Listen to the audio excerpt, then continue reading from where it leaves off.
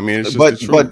But what I'm saying is that's also part of the game. It just happens. It ain't nothing like It that's just not happens a lot to Anthony Davis, bro. Yeah, That's that's not. why that's why I'm about to get is like at the end of the day, Thunder, like stop if you worrying a about the player bubble. that you probably That's get hurt over with. once, it's like okay, cool, we can't really throw that variable injury into you. But if you injury prone, like you knowing to get hurt, You bro. gotta add that in there. You gotta be like, Bro, okay, bro, let me bro. get like Listen, what I'm if he saying stay is though, healthy, because that's part of her game. bro, That's a bullet. nobody That's a bullet comes, at this bro. point. It's a physical game. Injuries don't happen because a person That's is trying to get, basketball. At the end of the day, bro. And they, damn, I hate it when people don't let you finish, bro. Go ahead, bro.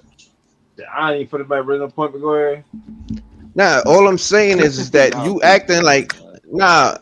All I'm saying is you gotta factor in injuries for anybody, bro, that plays, bro. From the non-prone injury player to the injury-prone player, it could happen to anybody. You understand? But what you gotta understand is if you have a team, do you have a team? You understand? Do you have the proper coach that could say, if I don't have a player here, I could put in a player there, and I could make this thing still work, bro? But You can know You what they I'm saying? perform cannot like an Anthony? replace Can they Anthony perform like an Anthony Davis. Davis, Bro, it's man? not about That's the You question. cannot replacement. replace Anthony Davis. He's And when you talking have, about. here's the problem, Talon. When you have Okay. that heavy of a top, you can't afford to lose either one of them dudes. You're done. They lose Bro. LeBron or AD, and it's a wrap. All right, so then it's just a misfortune. You lucked up just like the It's same year not that misfortune. It's roster yes, construction. no, it's not that, bro. Because I'm saying KD got injured and somebody won a championship. Who was it that won that chip when KD got injured? Toronto Wasn't it the Raptors. Raptors. Toronto Yeah, but this Raptors, was right? at a point where KD was already Exactly. getting hurt. They Like put the you Clay pressure got on the injured. Warriors for KD to come back in the first place, though. Did they not?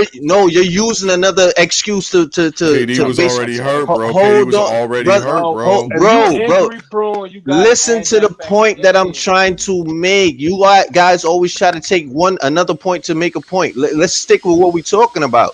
All I'm saying is they were supposed to win that chip, but is it his fault he got injured? But the minute it happened, and a person that you cannot call him injury prone, but unfortunately he got injured at the wrong time, right? He was And they did. injured going And into they, it. hold on, let me just finish. And you can say that as soon as I say this last thing, but they still lost the chip because of that factor. And all I'm trying to say is that's what That happens. is a false pretense. They only lost because Clay got hurt.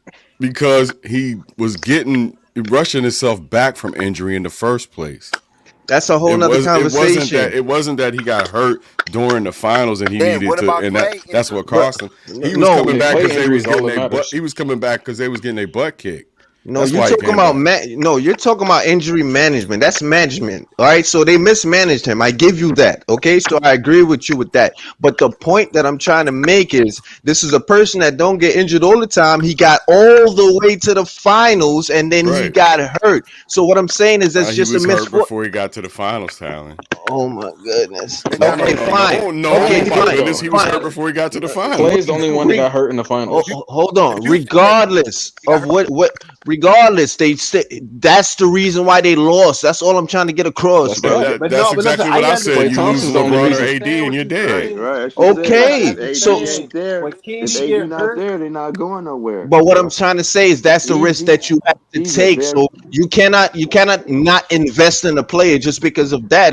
That's the point that I'm really trying to make. Like it's the luck of the lotto, bro. You have to take the chance. yeah, But that's cool. what But if he when you don't got get a hurt? player that always if hurt they like don't that, get you hurt, can't they just can say go that's far. luck. They always Thank you, bro. Yep. But certain people are just like what he's saying right now. That no panic. Like that's what I'm saying. Everybody like to harp on that. Like stop harping, and it can happen to anybody, talent is a no, that's trend. true. Have But you at the ever heard of same a time, it's a trend? higher risk factor too. bro. But Byron guess Scott got hurt okay. in the NBA finals. Hey, All right. hey, listen. Hey, Yo, you say it's hold a on, Talon. trend, but they I got want to to the say something. finals and they won one with him not being injured, right? So Because they had that long ass layoff.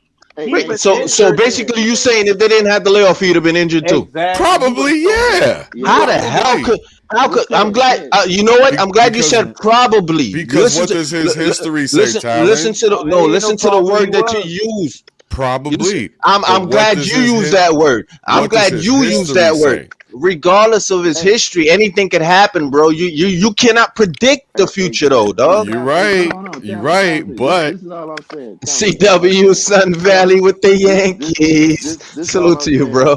Talon. Like I always say this, AD is he's a hell of a player, fam. That's You odds. Sun love Valley just did. That's you, odd what Sun Valley just did. he's a hell of a player. You love to have Sun him Valley Yankees. and hate to have him at the Salute same to my time. guy, man. You You want the love best. to Sorry, have him You brother. want the because best of both coasts. Now let him finish. that's Cook, bro. good.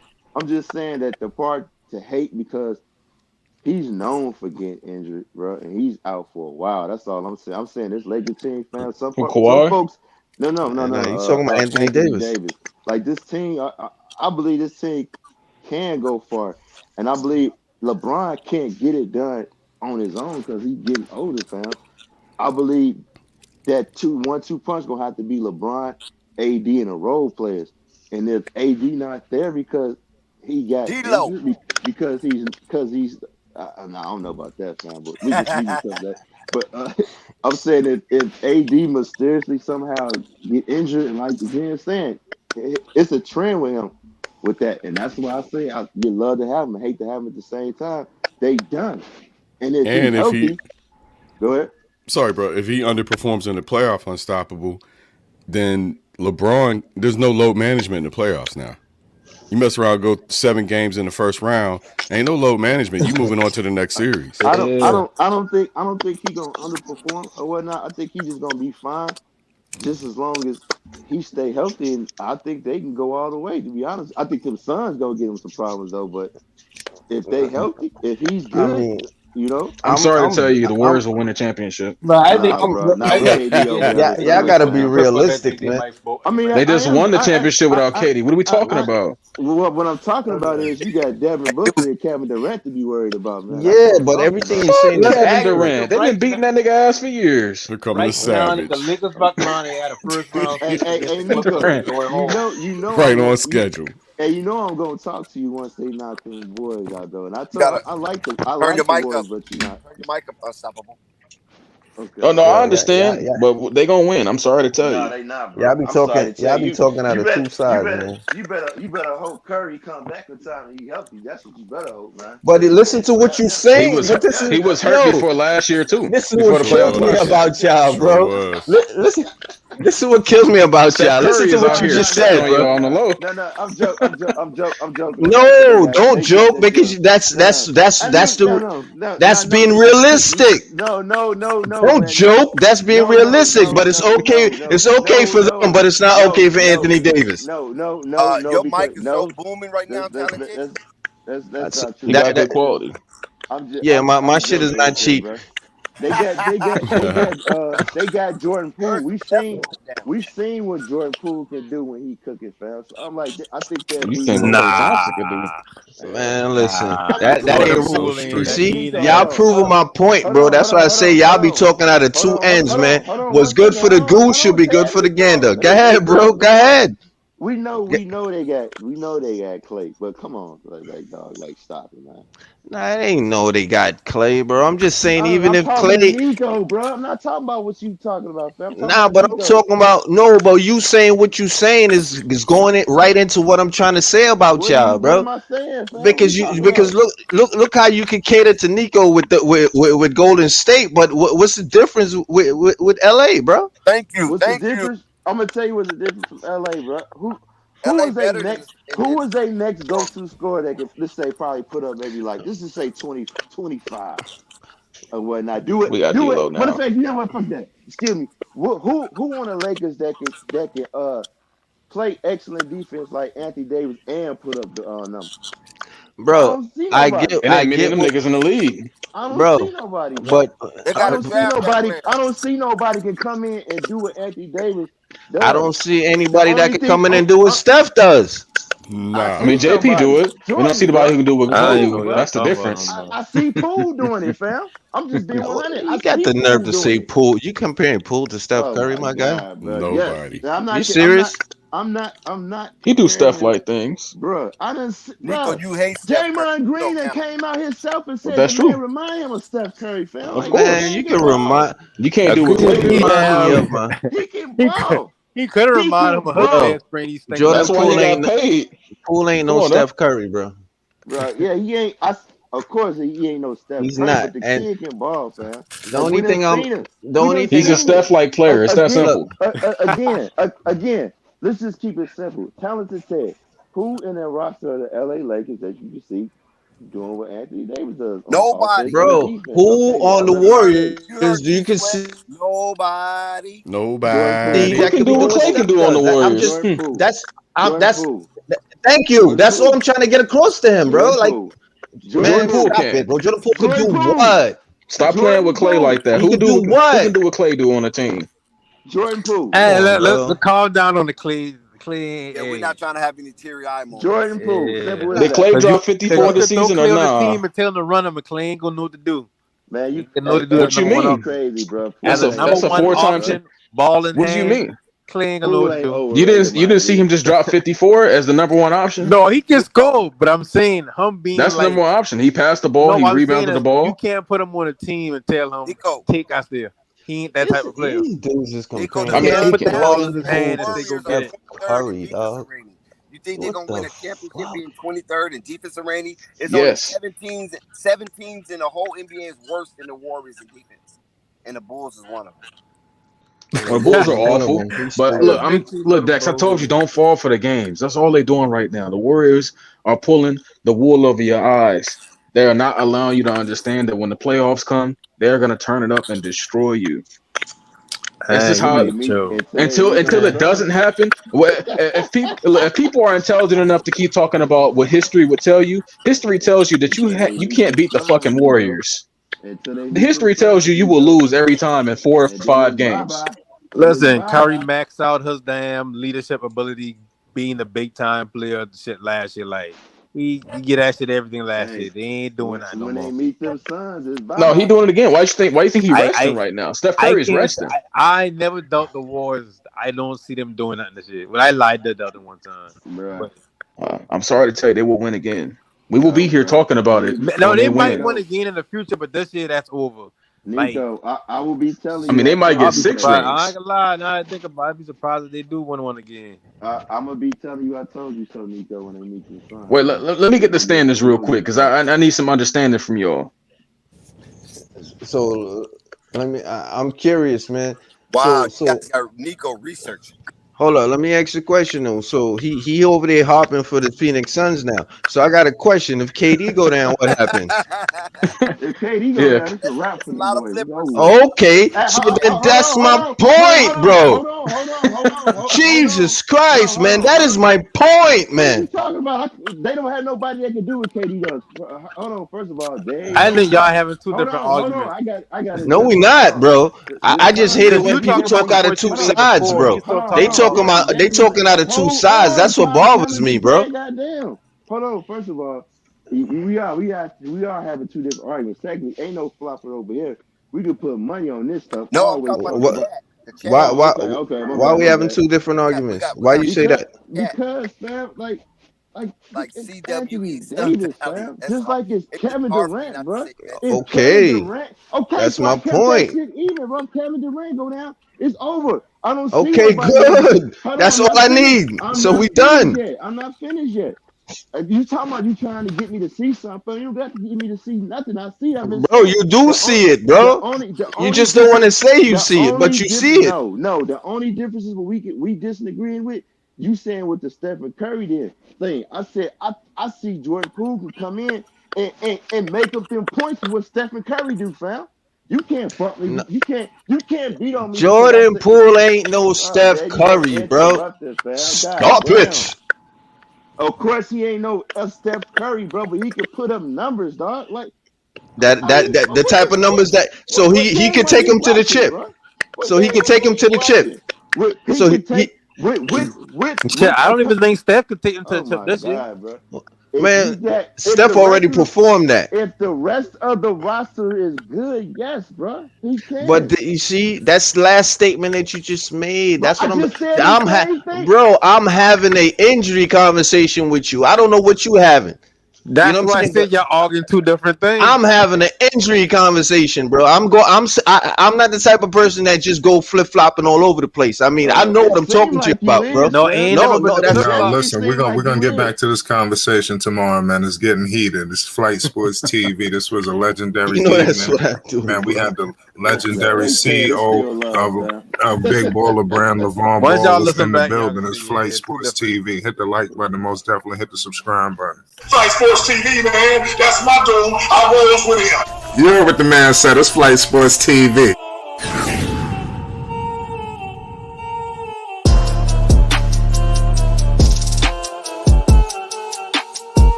Sports